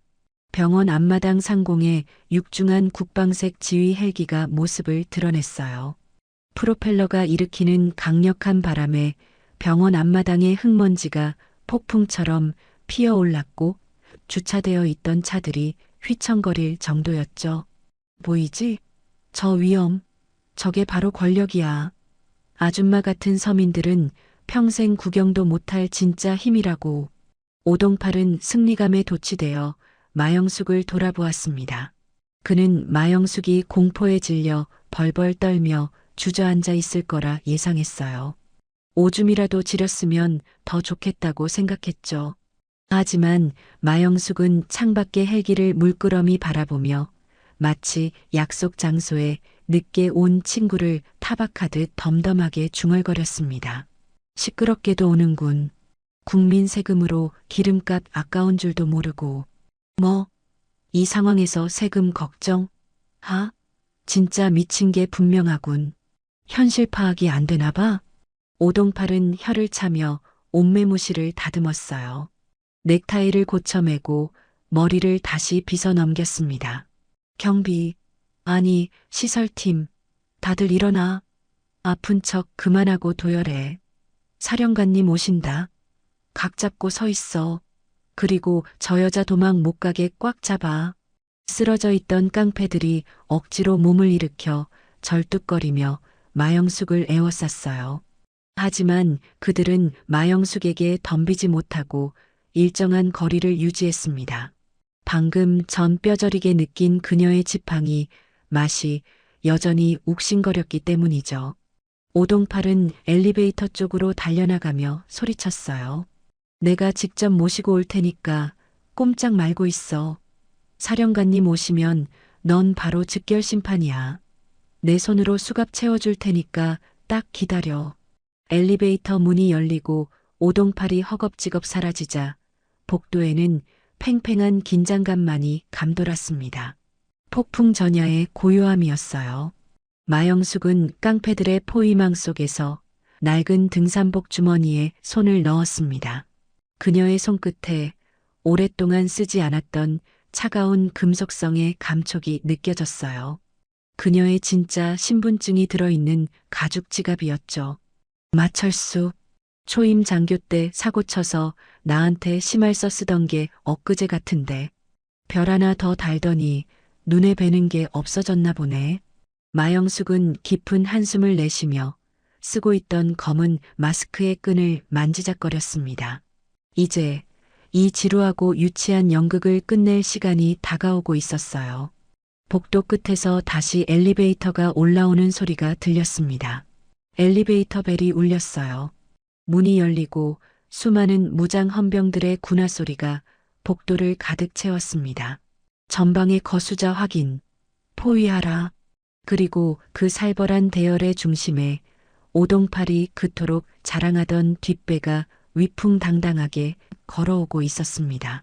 별 3개가 박힌 베레모를 쓴 마철수 중장이었어요. 무장 헌병들이 병원 복도로 쏟아져 들어왔습니다. K-2 소총으로 무장한 특수임무대 요원들이 순식간에 마영숙과 시설팀 깡패들을 에워쌌어요.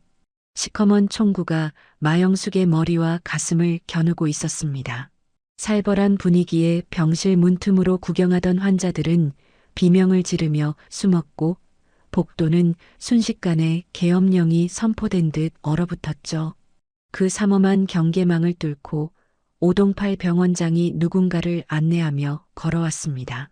그의 옆에는 별 3개, 중장 계급장이 박힌 베레모를 쓴 거구의 사내가 위압적인 표정으로 서 있었어요. 육군 군수사령관 마철수 중장. 오동팔이 그토록 자랑하던 대한민국 군수물자의 제왕이자 든든한 뒷배였죠. 오동팔은 개선장군이라도 된 듯 어깨를 활짝 펴고 마영숙을 손가락질하며 고래고래 소리를 질렀습니다. 사령관님, 저 여자입니다.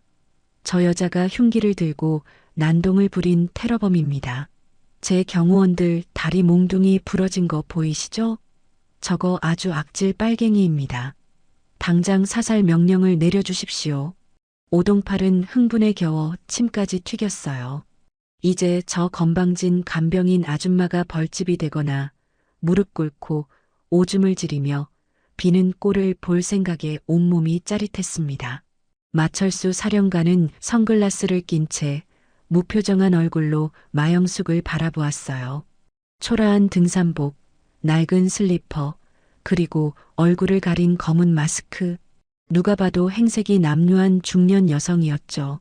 마철수는 미간을 찌푸리며 오동팔에게 물었습니다. 오 원장, 고작 저 아줌마 하나 잡겠다고 내 병력을 부른 건가? 아닙니다. 저 여자가 무술고수입니다. 흉기도 들고 있고요. 아주 위험한 인물입니다. 오동팔이 호들갑을 떨자 마철수는 한심하다는 듯 혀를 차고는 마영숙 앞으로 성큼성큼 걸어갔어요.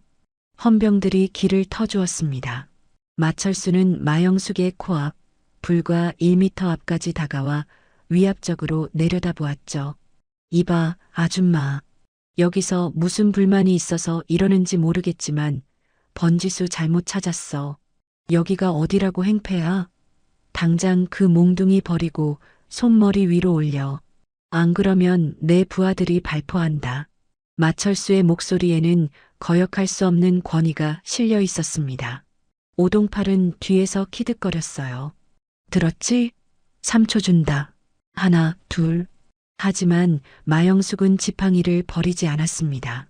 오히려 지팡이를 바닥에 내려놓으며 짝다리를 짚고 마철수를 빤히 올려다보았어요. 그리고 마스크 속에서 터져나온 목소리는 애원이나 비명이 아니었습니다. 마철수, 많이 컸네. 이제 별 좀 달았다고 눈에 뵈는 게 없나 봐. 마철수의 눈썹이 꿈틀했어요. 감히 3스타 장군에게 반말. 그것도 자신의 이름을 막 부르다니. 당신 미쳤어? 내가 누군지 알고. 알지. 임관할 때 군수품 횡령하다 걸려서 나한테 심할서 쓰고 울고불고 하던 놈. 그게 너잖아. 순간 마철수의 몸이 감전된 듯 굳어버렸습니다. 그 비밀을 아는 사람은 군 내부에 거의 없었어요. 아니, 그 사건을 담당했던 감사관은 마철수의 선글라스 너머 동공이 지진이 난 듯 흔들렸습니다. 그는 홀린 듯이 마영숙의 눈을 들여다보았어요. 저 눈매, 저 차가우면서도 사람을 꿰뚫어 보는 듯한 눈빛. 설마, 아니야. 그럴 리가 없어. 그분은 지금 해외 파병 부대 시찰 중일 텐데. 사령관님, 뭐 하십니까? 저 미친 여자가 헛소리하는 겁니다. 당장 쏘라고 명령해 주십시오. 오동팔이 옆에서 방방 뛰며 재촉했어요. 아, 저거 입 좀 닥치게 해. 시끄러워서 원. 마영숙이 짜증 섞인 목소리로 손을 휘저었습니다. 그리고 천천히 쓰고 있던 벙거지 모자를 벗었어요. 헝클어진 줄 알았던 머리카락이 단정하게 넘겨져 있었습니다. 이어서 그녀의 손이 검은 마스크의 끈으로 향했죠. 침 삼키는 소리가 헌병들의 정막을 깼어요. 마철수는 숨도 쉬지 못하고 그녀의 손동작을 응시했습니다. 마스크가 벗겨지고 얼굴이 드러났어요. 세월의 흔적이 묻어 있지만 여전히 날카로운 턱선과 강인한 인상이었습니다. 대한민국 군인이라면 누구나 한 번쯤 사진으로 봤을 얼굴. 군의관 출신 최초의 여군 소장. 60만 장병의 생명을 책임지는 살아있는 전설. 국군의무사령관 마영숙 소장이었죠. 마철수 중장의 입에서 헛바람이 새어나왔어요. 그는 자신의 눈을 의심했습니다. 다리가 후들거려 서 있을 수가 없었어요. 계급은 그가 중장으로 한 단계 높았지만 군대라는 조직에는 계급보다 무서운 기수와 전설이 존재하는 법이었습니다. 마영숙은 마철수가 소위로 임관했을 때 이미 대위였던 대선배이자 그의 비리를 덮어주고 사람 만들어준 호랑이 교관이었죠. 선배님? 아니, 마 사령관님? 마철수의 목소리가 염소처럼 떨렸어요. 왜긴, 내 조카가 여기서 죽어간다길래 왔더니 아주 가관이더구나. 병원장이란 놈은 깡패 놀이하고 있고 군수사령관이란 놈은 헬기 타고 와서 민간인 협박이나 하고 있고. 마영숙의 일갈에 마철수는 반사적으로 차렷 자세를 취했습니다. 몸에 밴 공포와 존경심이 계급장을 뚫고 나온 것이에요. 죄송합니다. 저는 오 원장이 테러라고 하길래. 상황이 이상하게 돌아가는 것을 감지한 오동팔이 눈을 껌뻑이며 끼어들었어요. 사령관님? 아는 사이십니까? 아니, 이 아줌마가 누군데 사령관님이. 이 멍청한 놈아. 입 안 닥쳐? 마철수가 버럭 소리를 지르며 신고 있던 워커발로 오동팔의 정강이를 걷어찼습니다. 오동팔이 비명을 지르며 바닥에 나뒹굴었어요. 내 눈은 옹이구멍이냐? 이분이 누구신 줄 알고 주둥이를 놀려. 국군의무사령관 마영숙 장군님이시다. 오동팔의 뇌가 정지했습니다. 의무사령관, 국군수도병원의 직속상관이자 병원장의 인사권과 감사권을 쥐고 있는 말 그대로 자신의 목줄을 쥔 직속 대장이었어요. 자신이 거지 아줌마라고 부르며 돈을 던지고 쫓고 죽이려 했던 그 여자가 내 대장님이라고. 오동팔의 얼굴에서 핏기가 완전히 사라졌습니다. 시체처럼 창백해진 그는 덜덜 떨리는 손으로 바닥을 짚으려다 힘이 풀려 주저앉았어요. 바지에 축축한 것이 배어나왔습니다. 공포가 임계점을 넘은 것이죠. 마영숙은 오줌을 지린 채 넋이 나간 오동팔을 싸늘하게 내려다보았어요. 그녀는 주머니에서 자신의 군 신분증을 꺼내 오동팔의 이마에 붙여주었습니다. 마치 부적을 붙이듯이요. 오대령, 자네가 그랬지? 내 뒤에 누가 있는지 아냐고. 마영숙이 허리를 숙여 오동팔의 귀에 속삭였습니다. 자, 이제 보여줘봐. 내 뒤에 있다는 그 대단한 빽들이 나를 어떻게 죽이는지. 아주 기대가 되는데? 오동팔은 대답조차 하지 못하고 뻐끔거렸어요. 마영숙은 고개를 돌려 얼어붙어 있는 마철수와 헌병대장을 보며 명령했습니다. 헌병대장, 네. 대위 김철수, 지금 즉시 병원장실 압수수색 실시해. 그리고 여기 병원장, 특수폭행 및 살인미수 혐의로 긴급 체포한다. 알겠습니다. 그리고 마철수 중장. 예. 선배님, 너도 조사는 받아야지. 헬기 기름값은 내 월급에서 깔 줄 알아. 병원 로비와 복도에 있던 모든 환자와 병사들이 이 믿기지 않는 광경을 목격하고 있었습니다. 전설의 등장이자 처절한 응징의 서막이었죠. 마영숙의 서리빨 같은 명령이 떨어지자마자 헌병대 특수임무대 요원들이 병원장실의 육중한 오크 통나무 문을 박차고 들어갔습니다. 평소라면 병원장 허락 없이는 청소부조차 들어가지 못했던 성역이 군화발 아래 처참하게 유린당하는 순간이었어요. 오동팔 병원장은 양옆에 헌병들의 팔짱에 끼인 채 질질 끌려 들어왔습니다. 바지는 축축하게 젖어 있었고 초점 잃은 눈은 쉴 새 없이 돌아갔어요. 오동팔이 안 된다며 내 방은 안 된다며 중얼거렸죠.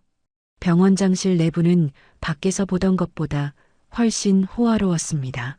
최고급 가죽 소파, 바닥에 깔린 페르시아 양탄자, 그리고 벽면을 가득 채운 양주 진열장이었어요. 이곳은 병원장실이 아니라 룸살롱 VIP 룸을 옮겨놓은 듯한 타락의 온상이었죠. 마영숙은 지팡이를 짚고 천천히 방을 둘러보았습니다. 병원 예산이 다 어디로 샜나 했더니 여기 다 발라놨구만. 아주 궁궐을 지어놨어. 뒤따라 들어온 마철수 군수사령관이 식은땀을 흘리며 변명하려 들었어요. 선배님, 오해가 있는 것 같다고 말했습니다. 그는 어떻게든 이 상황에서 자신의 연관성을 끊어내려 안간힘을 쓰고 있었죠. 하지만 마영숙은 들은 채도 하지 않고 벽에 걸린 거대한 동양화 액자 앞으로 다가갔어요. 오동팔, 영화를 너무 많이 봤어. 뻔하잖아. 이런 그림 뒤에 숨기는 거. 마영숙이 턱짓하자 헌병 2명이 액자를 떼어냈습니다. 예상대로 그림 뒤쪽 벽면에는 최신식 디지털 금고가 흉물스럽게 박혀 있었어요. 오동팔이 발악하듯 소리쳤습니다. 비밀번호 모른다고, 기억이 안 난다고요. 저거 열면 변호사 부를 겁니다. 영장 가져왔습니까? 이건 불법 수색입니다. 마영숙은 피식 웃으며 오동팔의 손을 낚아챘어요. 영장? 내가 곧 영장이야. 그리고 이거 지문 인식 아니니? 오동팔이 비명을 질렀습니다. 아니라고, 안 된다고요. 마영숙은 반항하는 오동팔의 오른쪽 엄지손가락을 억지로 펴서 금고 센서에 갖다 댔어요. 경쾌한 전자음과 함께 굳게 닫혀있던 판도라의 상자가 열렸습니다. 금고 문이 열리자 지켜보던 헌병들이 탄성을 터뜨렸어요. 그 안에는 5만 원권 현금 다발이 벽돌처럼 빽빽하게 쌓여 있었고 구석에는 골드바 몇 개가 번쩍이고 있었습니다. 리베이트와 횡령으로 긁어모은 더러운 돈이었죠. 하지만 마영숙이 찾는 건 돈이 아니었어요. 그녀는 현금 더미 맨 위에 놓인 낡은 검은색 가죽 수첩 하나를 집어들었습니다. 오동팔의 얼굴이 사색이 되다 못해 흑빛으로 변했어요. 오동팔이 소리쳤습니다. 그건 안 된다고, 제발이라고요. 오동팔이 달려들려 했지만 헌병들에게 제압당해 바닥에 처박혔죠. 마영숙은 천천히 수첩을 넘겼습니다. 깨알 같은 글씨로 적힌 날짜, 이름, 금액, 그리고 청탁 내용이었어요. 그것은 오동팔이 자신의 살 길을 마련하기 위해 꼼꼼하게 기록해둔 VIP 불법 진료 및 뇌물 장부였죠. 어디 보자. 2024년 5월 국회의원 김아묵의 아들 김금수 상병. 멀쩡한 무릎 연골 수술로 의병 제대 판정 청탁. 대가 1억 원. 마영숙이 내용을 읽어내려가자 밖에서 엿듣던 김금수 상병이 비명을 지르며 주저앉는 소리가 들렸어요. 그리고 여기 재미있는 이름이 하나 더 있네. 마영숙의 시선이 수첩의 마지막 페이지에 멈췄습니다. 그리고 천천히 고개를 돌려 문가에 서 있는 마철수 군수사령관을 바라보았어요. 2025년 1월 군수사령관 마철수 중장. 병원 리모델링 공사 수주 리베이트 상납. 현금 3억 원. 전달 장소 골프장 라커룸. 정적이 흘렀습니다. 숨막히는 침묵이 병원장실을 덮쳤어요. 마철수 중장의 눈동자가 심하게 흔들렸습니다. 그는 믿었던 부하인 오동팔이 자신까지 기록해뒀을 줄은 꿈에도 몰랐던 것이죠. 마철수가 얼굴이 벌개져서 소리쳤습니다. 이게 무슨 소리냐며 조작이라고, 음해라고요. 오 원장, 너 장부를 가짜로 적어? 오동팔은 바닥에 엎드린 채 울먹이며 소리쳤어요. 살려주십시오. 사령관님이 시키는 대로 다 했잖습니까? 제가 독박 쓸 수는 없습니다. 마철수는 당황하여 뒷걸음질 쳤습니다. 저놈이 미쳤다며 악을 썼어요. 하지만 이미 문은 헌병들에 의해 가로막혀 있었죠. 마영숙은 장부를 덮으며 서늘한 미소를 지었습니다. 마철수, 이제 보니 헬기 타고 온 게 나 잡으러 온 게 아니라 이거 찾으러 온 거였어? 선배님, 아닙니다. 저놈이 혼자 살려고 지어낸 겁니다. 저는 모르는 일입니다. 그래, 그럼 증거를 더 찾아보면 되겠네. 마영숙은 수첩을 흔들어 보이며 넌지시 미끼를 던졌어요. 오동팔이 꼼꼼한 성격이라 아마 현금이 오고 간 CCTV 영상이나 녹음 파일도 어딘가에 숨겨뒀을 텐데. 보통 이런 건 가장 더럽고 냄새나서 남들이 손 대기 싫어하는 곳에 숨기지 않나? 마영숙의 시선이 오동팔을 향했습니다. 오동팔이 흠칫하며 시선을 피했어요. 그 찰나의 눈빛 교환을 마철수는 놓치지 않았죠. 마철수의 뇌리에 스치는 장소가 있었습니다. 아까 오면서 봤던 병원 지하 세탁실이었어요. 오동팔이 평소에 보안이 제일 좋은 곳은 아무도 안 가는 곳이라며 세탁실을 자주 들락거렸다는 소문이 떠올랐죠. 거기에 USB를 숨겨놨구나. 마철수와 오동팔의 눈이 허공에서 부딪혔습니다. 신뢰는 깨졌고 이제 남은 건 서로를 물어뜯어야만 내가 사는 생존 본능뿐이었어요. 마영숙은 그 꼴을 즐기듯 지팡이로 바닥을 두드렸습니다. 찾는 놈이 임자야. 먼저 가져오는 놈 정상 참작해줄게. 그 말이 떨어지기가 무섭게 마철수와 오동팔이 동시에 문을 향해 몸을 날렸어요. 체면도 계급도 없는 추악한 달리기 시합의 2차전이 시작된 것입니다. 국군수도병원 지하 1층 복도. 평소라면 정숙해야 할 병원에서 소란스러운 추격전이 벌어졌습니다. 앞서 달리는 건 병원장 오동팔, 그 뒤를 쫓는 건 군수사령관 마철수였어요. 체면도 계급도 위엄도 다 집어던진 채 두 중년 남성은 헐떡거리는 숨을 몰아쉬며 지하 세탁실을 향해 미친 듯이 질주했죠. 마철수가 소리쳤습니다. 비키라고. 오동팔 거기 안 서냐고. 잡히면 죽여버린다고요. 마영숙이 던진 가장 더럽고 냄새나는 곳에 증거가 있다는 말 한마디. 그것은 서로를 믿지 못하는 두 공범자에게 던져진 독이 든 사과였어요. 오동팔이 먼저 세탁실의 철문을 어깨로 밀치고 들어갔습니다. 후끈한 열기와 함께 락스 냄새, 그리고 피고름과 배설물이 묻은 환자복들이 뿜어내는 역한 악취가 코를 찔렀어요. 산더미처럼 쌓인 세탁물 더미였죠. 마철수 중장이 뒤따라 들어와 오동팔의 뒷덜미를 낚아챘습니다. 이 배신자, 감히 내 뒤통수를 쳐? USB 내놔. 오동팔이 발버둥 치며 마철수를 밀쳐냈어요. 사령관님, 이거 놓고 말하자고. 저도 살아야 할 거 아니냐고 소리쳤습니다. 두 사람의 눈은 이미 이성을 잃은 짐승의 눈빛이었어요. 그때 뒤따라온 헌병들과 함께 마영숙이 지팡이를 짚고 여유롭게 등장했습니다. 그녀는 코를 살짝 막으며 세탁실 구석에 놓인 거대한 붉은색 플라스틱 통을 지팡이 끝으로 가리켰어요. 거기네. 감염성 폐기물 전용 빨래통. 오 원장이 평소에 직원들 몰래 담배 피우던 명당 자리. 마영숙의 손가락이 가리키는 곳에는 주의 오염 세탁물 접촉 금지라는 경고 문구가 붙은 성인 남자 2명이 들어갈 만한 커다란 통이 있었어요. 그 안에는 장염 환자들의 시트, 수술실에서 나온 피 묻은 가운들이 뒤섞여 썩은 냄새를 풍기고 있었죠. 하지만 두 사람에게 그 냄새는 중요하지 않았습니다. 저 안에 내 목숨줄, 아니, 상대방의 목줄을 끊을 USB가 들어있다고 믿었으니까요. 마철수가 먼저 몸을 날렸어요. 내 거라고 소리쳤습니다. 오동팔이 질세라 마철수의 허리춤을 잡고 늘어졌어요. 안 된다고 외쳤죠. 두 사람은 오물이 가득 찬 빨래통 속으로 함께 고꾸라졌습니다. 마철수가 비명을 질렀어요. 이거 나라고 놓으라고요. 오동팔도 소리쳤습니다. 사령관님이나 비키라고요. 점잔턴 장군님과 병원장님은 온데간데 없었어요. 좁은 빨래통 안에서 서로의 머리채를 잡고 넥타이를 조르고 주먹질을 해대는 추태만이 남았습니다.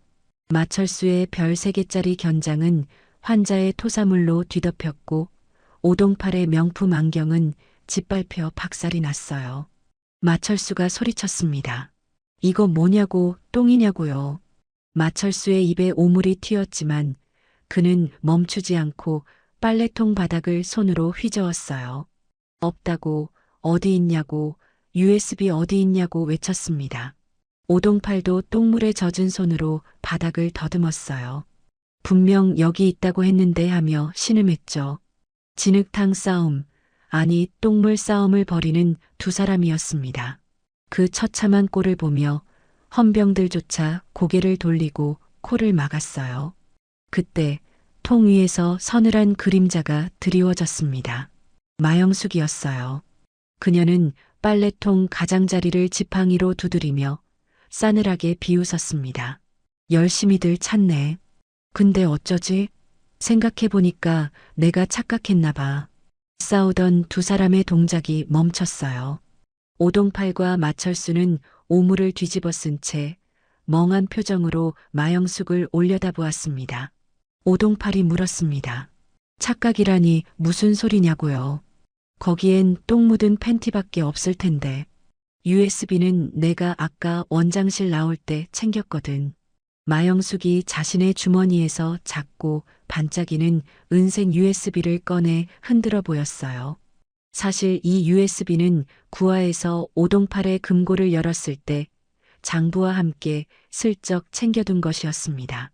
세탁실로 유인한 건 이들의 바닥을 보여주기 위한 마영숙의 짓궂은 하지만 확실한 형벌이었죠. 마철수의 입에서 탄식이 흘러나왔어요. 속았다는 것을 깨달은 것입니다. 완벽하게 놀아났다는 걸요. 너희들이 서로 물어뜯는 꼴을 보니 굳이 내가 손 안 대도 되겠어. 아주 잘 어울려. 쓰레기장과 쓰레기들. 마영숙의 싸늘한 일갈이었습니다. 오동팔과 마철수는 그제야 자신들이 무슨 짓을 했는지 깨달았어요. 대한민국 육군 중장과 대령이 똥통 속에서 서로 멱살을 잡고 뒹구는 꼴을 헌병대와 부하들에게 생중계한 것입니다. 사회적 생명은 이미 끝난 것이나 다름없었죠. 헌병대장, 뭐해? 수거 안 하고. 마영숙이 뒤돌아서며 명령했습니다. 네, 전원 체포해. 오물 묻은 거 신경 쓰지 말고 당장 끌어내. 헌병들이 코를 막으며 빨래통 속의 두 사람을 짐짝처럼 끌어냈어요. 마철수가 소리쳤습니다. 나라고, 이거 놔달라고요. 오동팔도 비명을 질렀습니다. 선배님, 한 번만 봐달라고, 살려달라고 애원했어요. 마철수와 오동팔의 비명소리가 세탁실에 메아리 쳤습니다. 마영숙은 그 소리를 뒤로하고 지팡이를 짚고 유유히 세탁실을 빠져나갔어요. 밖에는 어느새 맑은 하늘이 드러나고 있었습니다. 이제 정말로 끝낼 시간이었어요. 폭풍 같았던 하루가 지나고 국군 수도병원에도 다시 평화가 찾아왔습니다.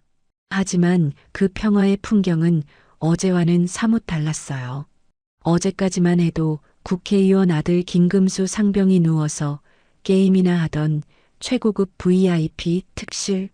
지금 그 침대의 주인은 꾀병 환자가 아닌 진짜 환자, 공병대대 김민우 일병이었습니다. 오동팔 병원장이 체포되자마자 마영숙 사령관의 특별 지시로 민우는 가장 좋은 병실로 옮겨져 최우선 치료를 받게 된 것이죠. 오전 11시 창문으로 따스한 늦가을 햇살이 쏟아져 들어와 하얀 침대 시트를 비추었어요. 밤새 열이 내린 민우는 한결 편안해진 얼굴로 잠에서 깼습니다. 일어났니? 침대 곁에서 들려오는 익숙하고 다정한 목소리였어요. 마영숙이었습니다. 그녀는 더 이상 서슬퍼런 군복이나 낡은 등산복 차림이 아니었어요. 깨끗한 셔츠에 카디건을 걸친 영락없는 우리네 고모의 모습으로 의자에 앉아 사과를 깎고 있었죠. 민우가 주위를 두리번거리며 불안해했습니다. 고모, 저 진짜 여기 있어도 되는 거냐고, 여기 비싼 방이라던데 하며 걱정했어요. 마영숙은 피식 웃으며 사과 한 조각을 입에 물려주었습니다. 촌스럽게 왜 이래? 이 방 주인은 원래 아픈 사람이야. 돈 많은 사람이 아니라. 민우가 그래도 라며 말끝을 흐렸어요. 걱정 마. 병원비는 국가가 다 낸다. 넌 나라 지키러 왔지. 돈 쓰러 온 거 아니잖아. 그동안 서러웠던 거 이 방에서 다 보상받고 나간다고 생각해. 마영숙의 단단한 말에 민우의 눈가가 촉촉해졌어요. 마영숙은 침대 밑에서 보온병 하나를 꺼냈습니다. 뚜껑을 열자 고소한 참기름 냄새와 바다 내음이 병실 가득 퍼졌어요. 전복죽이었습니다. 병원 식당 밥이 아니라 마영숙이 새벽부터 일어나 직접 쌀을 불리고 전복을 다져 끓여온 고무표 죽이었죠. 배고프지? 먹자. 먹어야 빨리 낫지. 마영숙은 김이 피어오르는 죽을 식혀서 숟가락에 담았어요. 민우는 링거 주사가 꽂힌 손을 들어 숟가락을 잡으려 했지만 마영숙이 제지했습니다. 됐다. 손도 불편한데. 오늘은 고모가 먹여줄게. 옛날에 너 어릴 때 많이 해줬잖아. 민우가 말했습니다. 아이, 고모, 제가 애도 아니라고요. 내 눈엔 아직도 콧질질이 초등학생이야. 자, 아해. 민우는 쑥스러운 듯 얼굴을 붉히면서도 고모가 내민 숟가락을 받아 먹었어요. 입안 가득 퍼지는 따뜻하고 부드러운 맛이었습니다. 단순한 음식 맛이 아니었어요.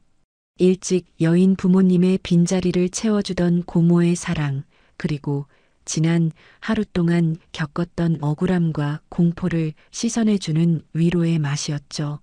한 숟가락, 두 숟가락. 죽이 넘어갈 때마다 민우의 목구멍이 뜨거워졌어요. 결국 참았던 눈물이 터져나왔습니다. 민우가 고개를 숙이고 어깨를 들썩였어요. 민우가 말했습니다. 고모 감사하다고, 죄송하다고, 저 때문에 고모까지 힘들게 했다고요. 마영숙은 숟가락을 내려놓고 민우의 떨리는 어깨를 조용히 감싸 안았습니다. 거칠고 투박한 손이었지만 그 온기만큼은 세상 그 무엇보다 따뜻했어요.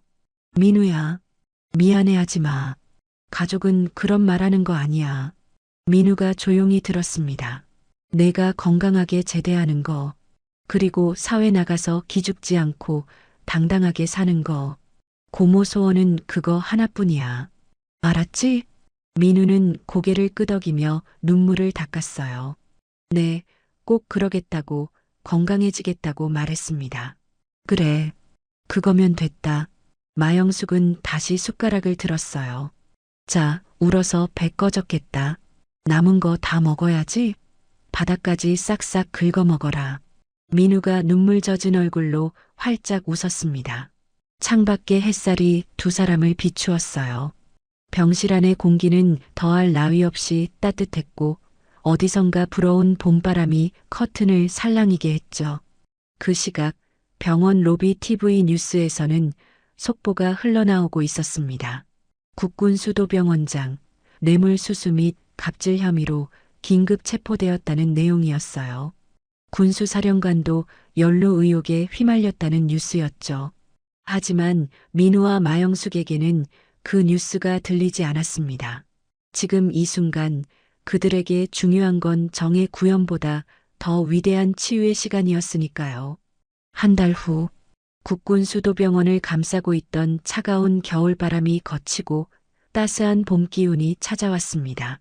계절만 바뀐 것이 아니었어요. 병원의 공기 자체가 달라졌습니다.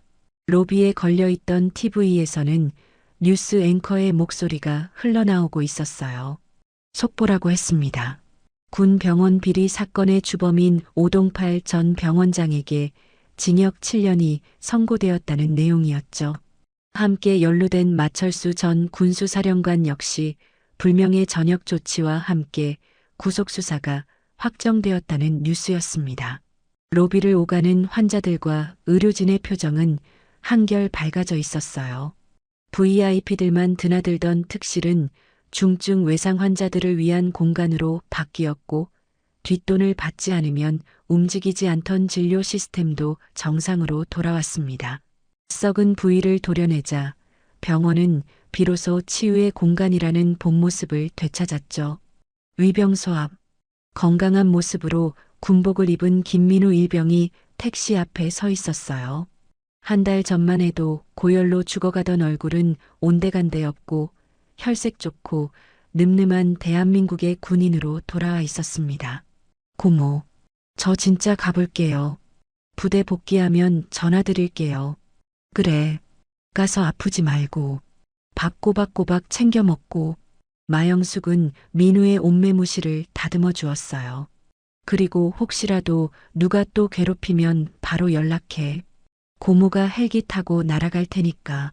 민우가 웃으며 말했습니다. 에이, 고모도 참, 이제 제가 알아서 한다고. 고모 믿고 너무 까불면 안 되잖냐고요.